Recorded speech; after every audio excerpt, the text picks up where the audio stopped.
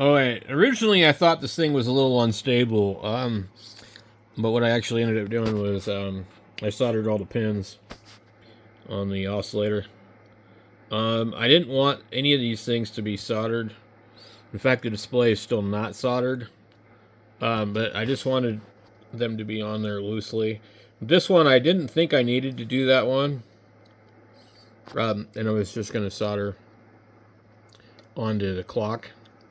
And I could have done that, but I just decided to go ahead and solder all the pins because I can just put it in the board and breadboard it instead of having to solder a wire to it. So I just got my probe on here.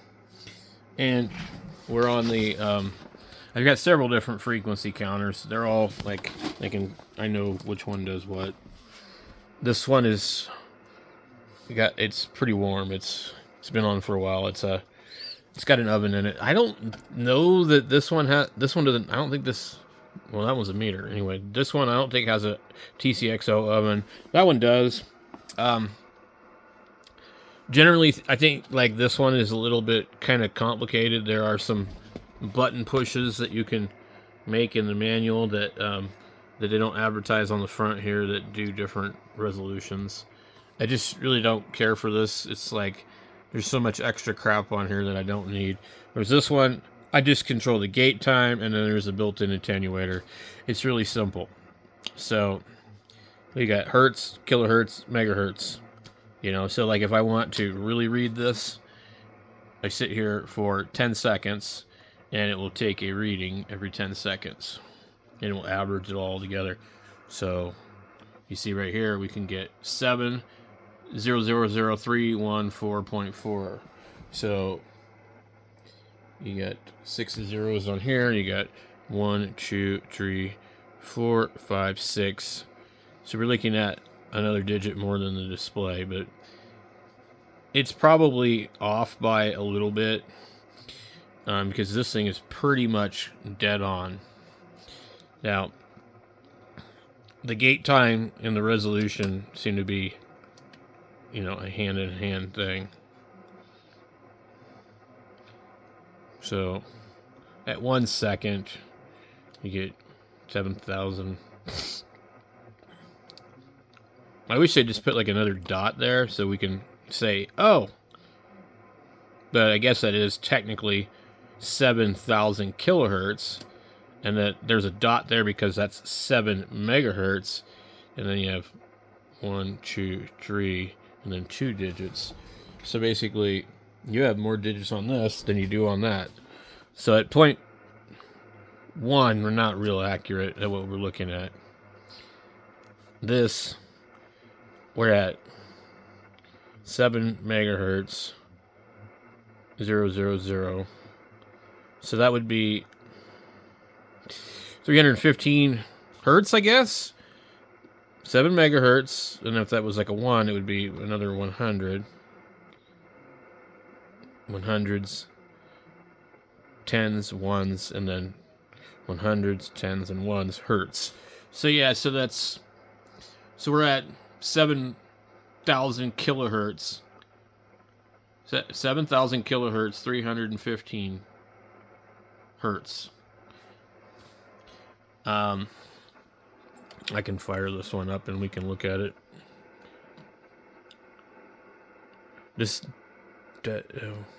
Yeah, I don't actually know what this line on and off does. Oh, this one has a switch on the back too.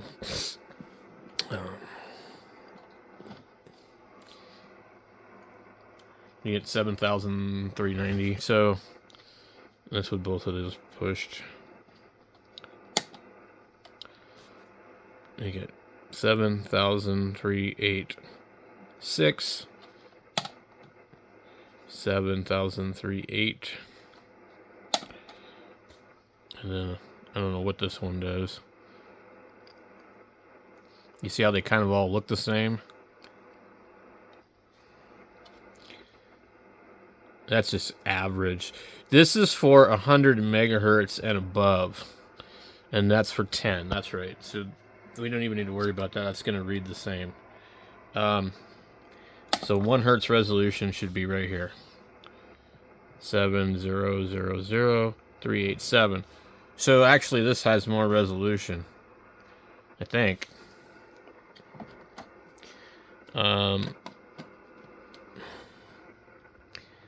So 387 and the other one's 314. And if we go here, we get even more than 314. We just have to wait for it. Which, this is like if you need to take like a really, really specific reading. 314.2. You only get one more digit. And it takes 10 seconds then. So, I can't remember what this one is like capable of doing. In the manual, there's like some weird button pushes.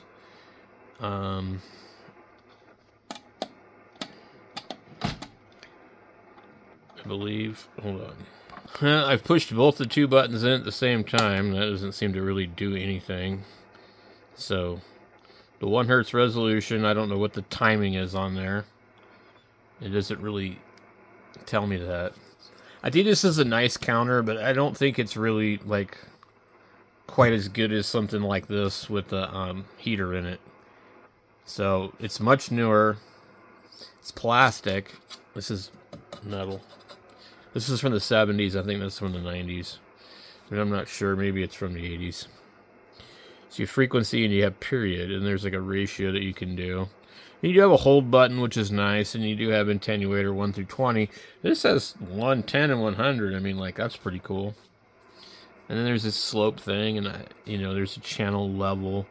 Which I guess is cool. But, I usually just kind of look at this one, and if I really need really, really accurate, I use something else. I've actually got a Tektronix oscilloscope over here. It's kind of funky, but it has a very high quality frequency counter built into it. It's a 2247A. The rest of the scope doesn't really work right. There's a problem with the times per division, so I usually use this one Brian gave me, or I use that one. And I have a handheld one too. So 387. So we can't get as much resolution as that one. I don't know. We can see the gate flashing. It's like every 1 second. So what is this? So you can see the gate time is faster at 10 hertz. Yeah, and we lost a digit, so. And all they do is they just move the zeros. And they move it up 1. So that's as accurate as you're going to get. 7,000. We can't even really read more than what we're getting on here. 7.0000000. Blah, blah, blah, blah. So, we don't have any reason to use that one. Stick with the one that's going to read.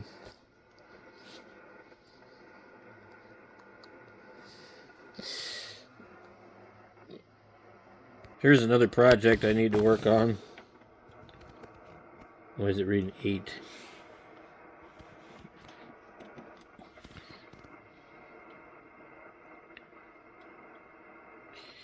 I don't see the gate flashing on it. This thing is screwed up again. So I had to smack it, and now it works.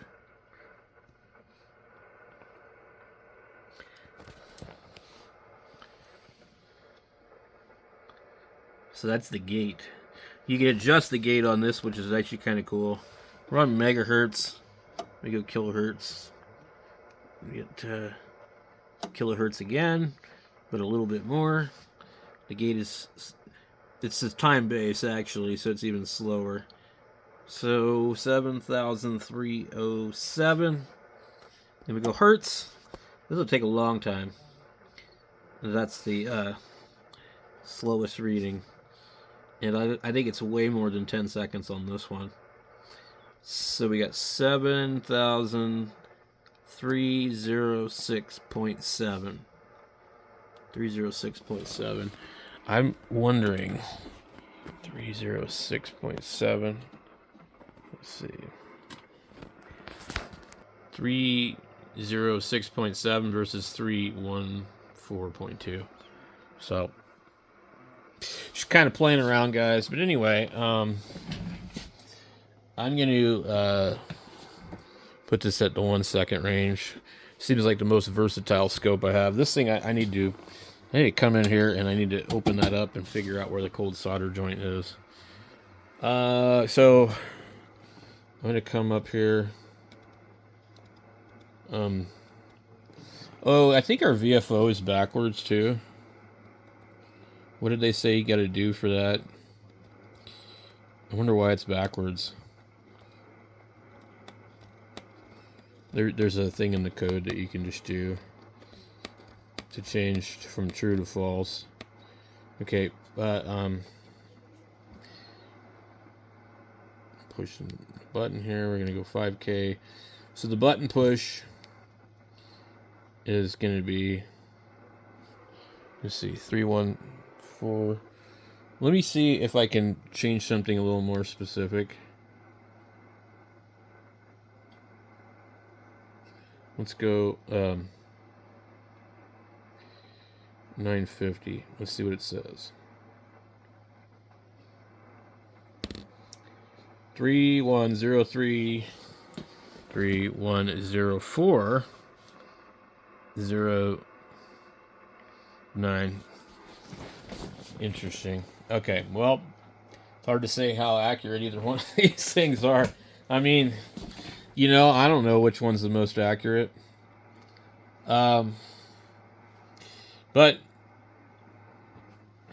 I want to go. Let's see, we can do 1 meg. 1 hertz to 1 meg. Well, let's go. We're going to go up really high now. I'm going to go to the limit at 120. Okay. And so what I found earlier was it didn't work at 120. It doesn't look like it does.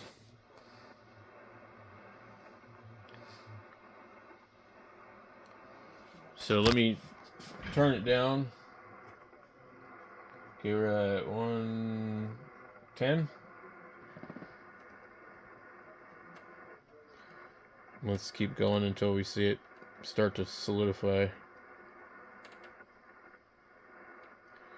We're starting to get a weird number. We're at 88.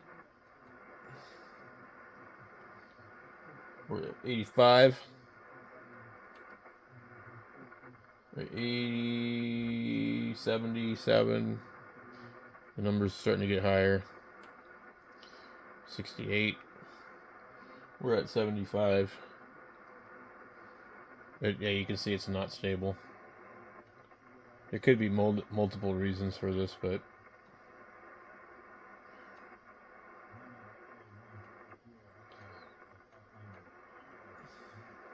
okay, I'm at 63 and we're seeing 62 something on here. 61, we're at 60 something. We're almost 61.